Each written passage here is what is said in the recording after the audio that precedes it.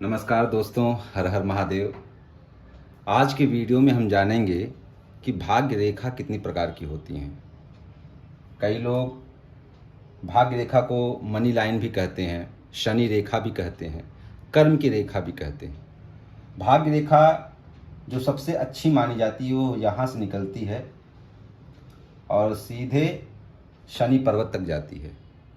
इसके अलावा भी कई प्रकार की भाग्य रेखा होती हैं। भाग्य रेखा जीवन रेखा से भी निकल सकती है और शनि पर्वत तक जा सकती है।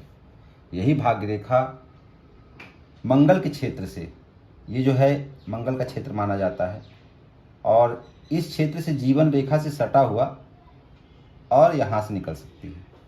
भाग्य रेखा चंद्र पर्वत से भी निकल के शनि पर्वत तक जा सकती है।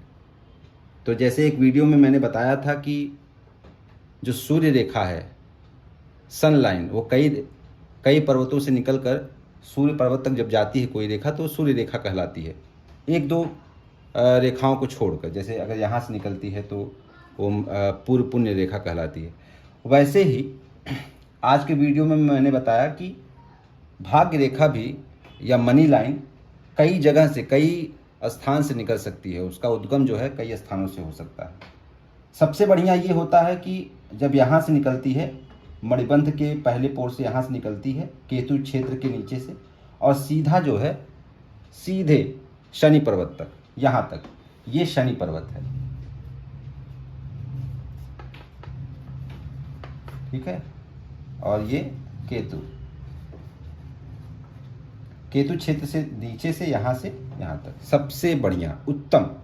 इसके अलावा मून यहाँ से, इसके अलावा जीवन रेखा से, इसके अलावा यहाँ से मंगल क्षेत्र से। कई बार ऐसा होता है कि वो रेखा बीच से भी निकल सकती है, मतलब कि जैसे यहाँ से आपके मस्तिष्क रेखा से यहाँ से निकल गई, या हो सकता है कि हृदय रेखा से, यहाँ ऊपर ही दो तीन रेखाएं ऐसी हैं, ऐसा भी हो सकता है। अपने अपने क्षेत्र का अपना अपना प्रभाव है।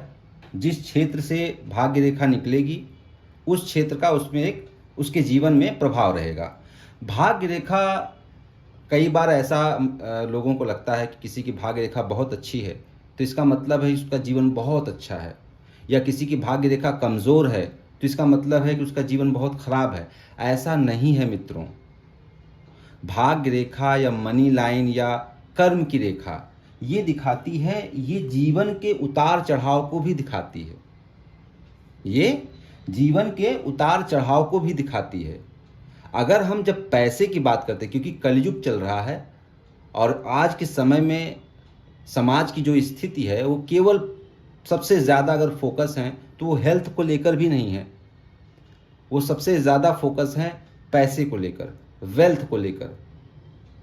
तो उसके हिसाब से भी मैं बता रहा हूँ, केवल भाग्य रेखा कभी डिसाइड नहीं करेगी कि आपके पास में वेल्थ कितना होगा, आपके पास में संपत्ति कितनी होगी। मैंने भी कई बार अपने अनुभव में पाया है भाग्य रेखा बहुत अच्छी रहती है, क्योंकि बाकी सब पर्वत अच्छे नहीं होते हैं, कुछ रेखाएं अच्छी नहीं होती हैं, कुछ योग अच्छे नहीं होते हैं हाथों में, और जिसकी वजह से उनका जीवन बहुत सामान्य है, बहुत सामान्य। मैंने कई लड़कों को ऐसा देखा है कि भाग्य रेखा बहुत अच्छी है, यहाँ से निकली है और सीधा शनि पर्वत तक गई है, लेकिन उनका जीवन क्या है कि पिताजी की कमाई है, खेती बाड़ी है, या पिताजी का बिजनेस है, ठीक ठाक पैसे आ रहे हैं, वो वही चला रहे हैं, वही संभाल रहे हैं, एक सामान्य जीवन। लेकिन अगर आप लोग अपने जीवन में पुरुषार्थ करना चाहते हैं, अपना खुद का नाम करना चाहते हैं, तो उसके लिए आपको कर्म करना पड़ेगा, मेहनत करनी पड़ेगी। मैं हमेशा कहूँगा कि केवल रेखाओं में आप उलझे मत रहिए। मैं भी एस्ट्रोलॉजर हूँ, पामिस्ट हूँ, लेकिन फिर भी मैं कहता हूँ कि जो आप भोग रहे हैं, चाहे वो सुख है चाहे वो दुख है, वो आपके ही कर्म का नतीजा है, चाहे इस जन्म का चाहे पिछले जन्म का।